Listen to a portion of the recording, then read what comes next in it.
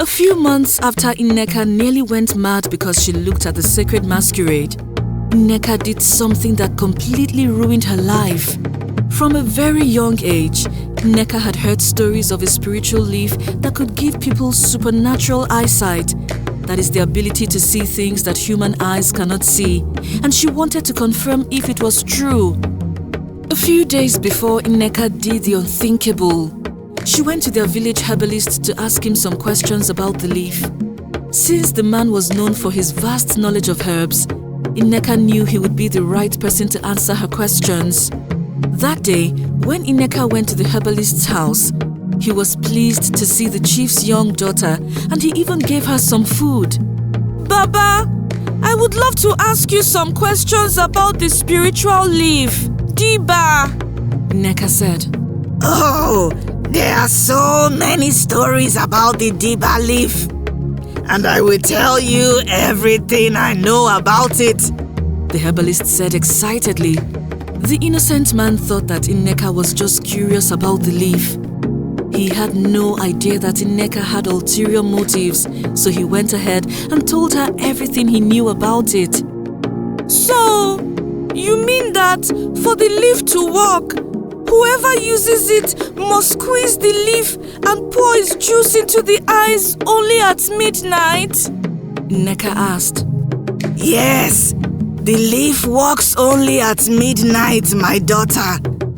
It is a highly spiritual leaf, and our ancestors understand why it was made that way, the herbalist said.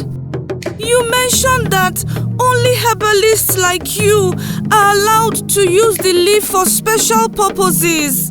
What if a child like me tried to use the leaf? Nneka asked. No, children are forbidden to use such leaves. Even adults cannot use the Dibia leaf unless he or she receives special instruction, the herbalist said. So, Baba, where can people even find these leaves? My mom told me they cannot be seen during the day and are not easily found, Nneka said. Yes, your mom is right. Since these leaves are not mere leaves, the gods created them in a different way. They only appear at night. So if anyone needs it, the person has to wait for it to be visible to the human eyes at night, the herbalist said. Can I ask one more question, Baba? Nneka asked, and the herbalist nodded. Is it true that the leaf gives the ability to see spirits, ghosts, and all the things the mere human eyes cannot see? Yes, my daughter. The Diba leaf is a very powerful leaf, and our ancestors have used it for centuries to access the spirit world, the herbalist said. I love things like this, Nneka soliloquized. Thank you so much, Baba, for educating me. If I have any other questions about herbs or leaves, I will return to you, Nneka said. You're welcome, my daughter. Please, feel free to come here anytime you like. My house is always open for you, the herbalist said. After Nneka got all the information from the herbalist, she devised a plan. She knew that her parents would not let her leave the house at night, so she came up with a good and believable plan. A few days before Nneka went hunting for the Diba leaf, she told her mother that she was craving snail stew and wanted her mother to cook it for her. Nneka, if you really want snail stew, then you will have to go snail hunting at night. Once you have gathered enough snails, I will cook you a delicious pot of stew, Nneka's mother said. But Mama, it will take me nights to find enough snails that can feed everyone. What do I do? Nneka said. It's simple. You have to go out every night until you have gathered enough snails. You can check the bushes behind the house, but the ones close to our house. Just make sure you do not go far from the house, Nneka's mother said. Okay, Mama, I will start hunting for the snails tonight, Nneka said excitedly. Everyone in the house knew that snail stew was one of Nneka's favorite foods. So her mother didn't suspect anything when Nneka said she wanted snail stew. The very first night Nneka went searching for the diba leaf under the guise of hunting snails, she couldn't find it, but she returned home with a few snails she had caught.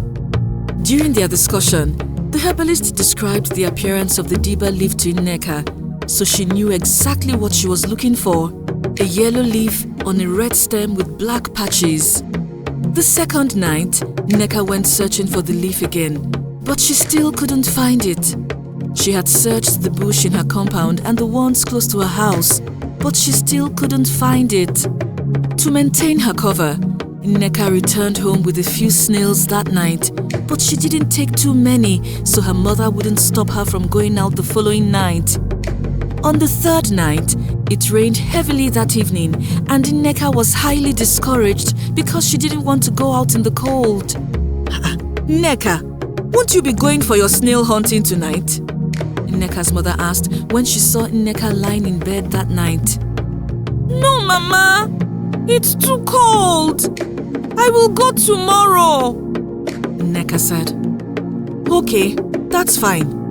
But if you really want to find a lot of snails, you will find them tonight because snails come out in their numbers after it rains, Nneka's mother said. When Nneka heard that, she thought of remaining at home, but because she didn't want her mother to doubt her intentions, she grabbed a torchlight and a small bucket and left the house. Funnily enough, Nneka was already tired of searching for the diba leaf, and the only reason she went out that night was to catch some snails. In fact, she had already convinced herself that the diba leaf was a made-up story and that it didn't exist. But just as she was about to give up, she made a shocking discovery.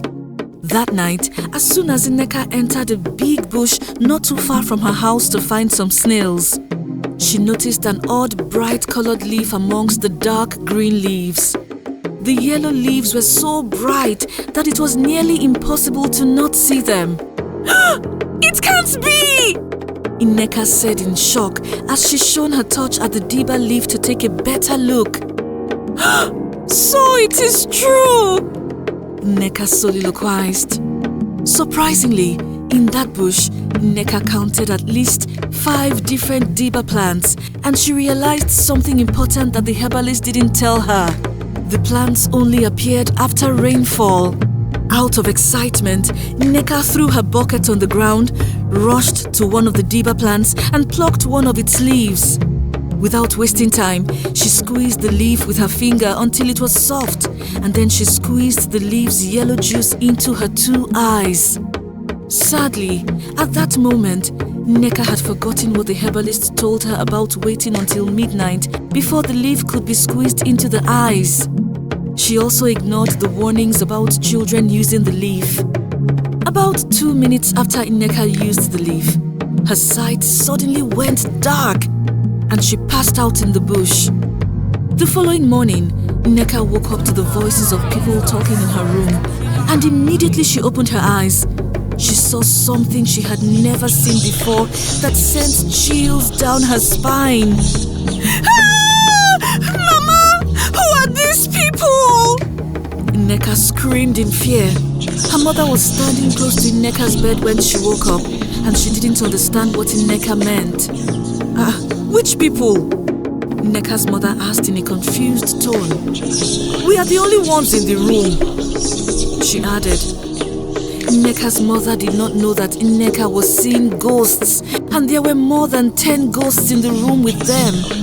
In fact, the voices Nneka had heard were the voices of the ghosts speaking to one another. Mama, I can see Mama Ebuka, who died last year. I can also see Chief Nonso, Papa's late friend. Nneka said in a frightened tone. That's not possible. All those people are dead, and you have no business with the dead, Nneka's mother said. Look, Mama! There's even more of them coming through the door!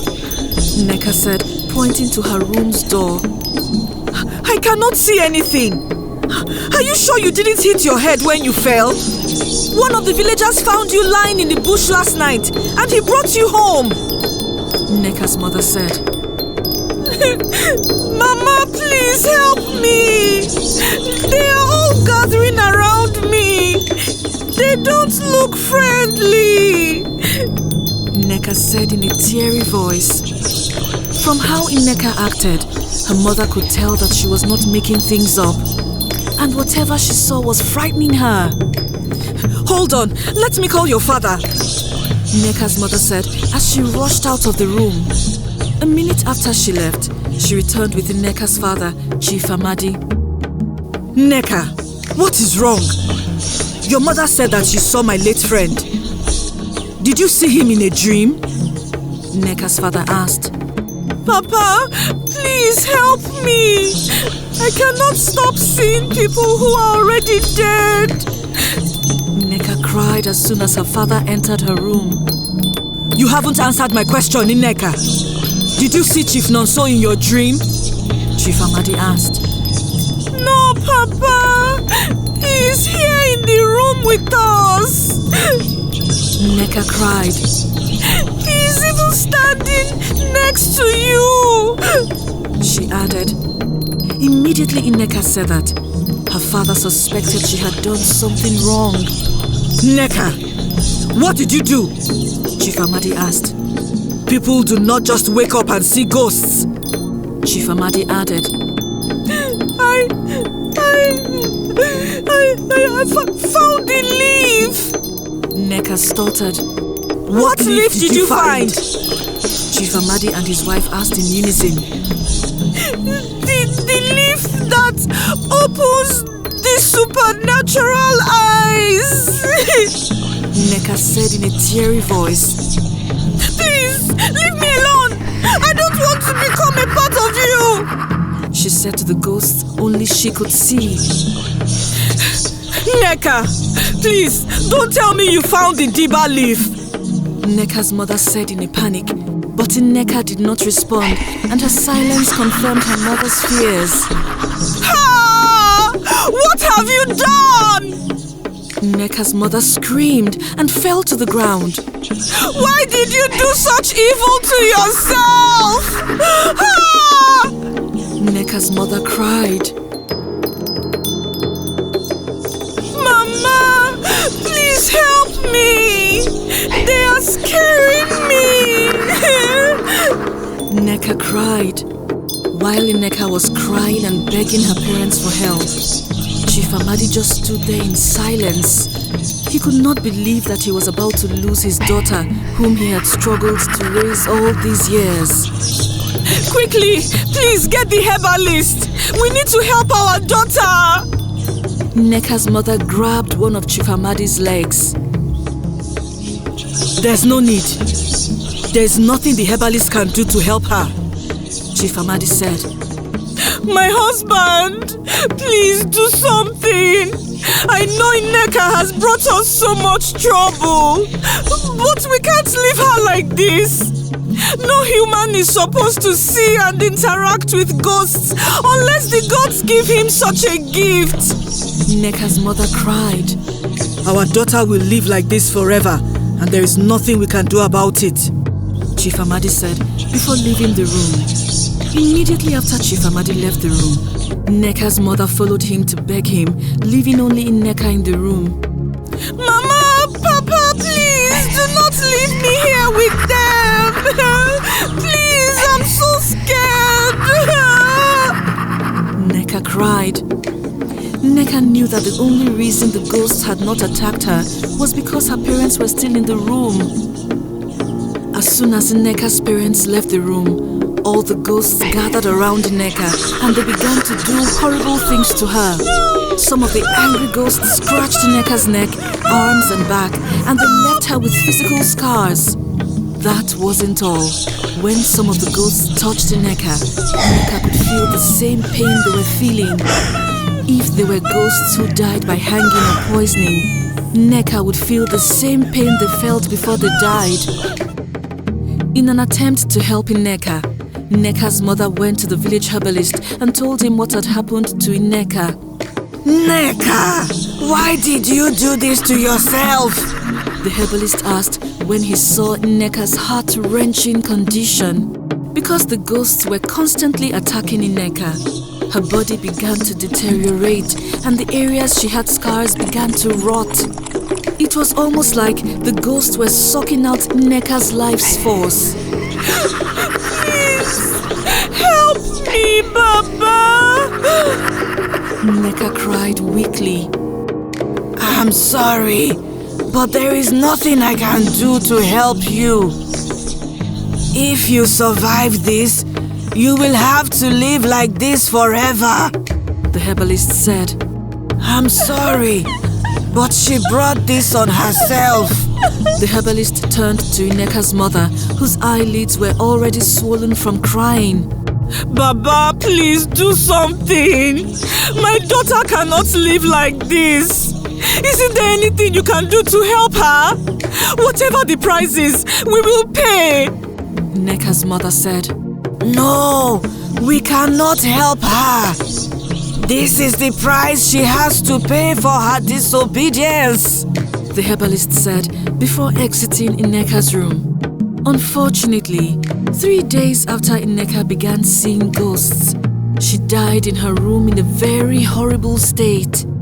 Because she had broken the spiritual rule, the villagers did not allow Nneka's body to be buried in the village cemetery, so her father was forced to bury her in her room. As for Nneka's father, he never forgave Nneka for ruining her life because of her disobedience and lies. To warn children about disobedience, parents would use Nneka's story to frighten their children. The end. Did you enjoy this story? Tell us your favorite part in the comment section below. Please like, share and subscribe to our channel. Also, do not forget to follow our channel on Facebook and Instagram. Thank you.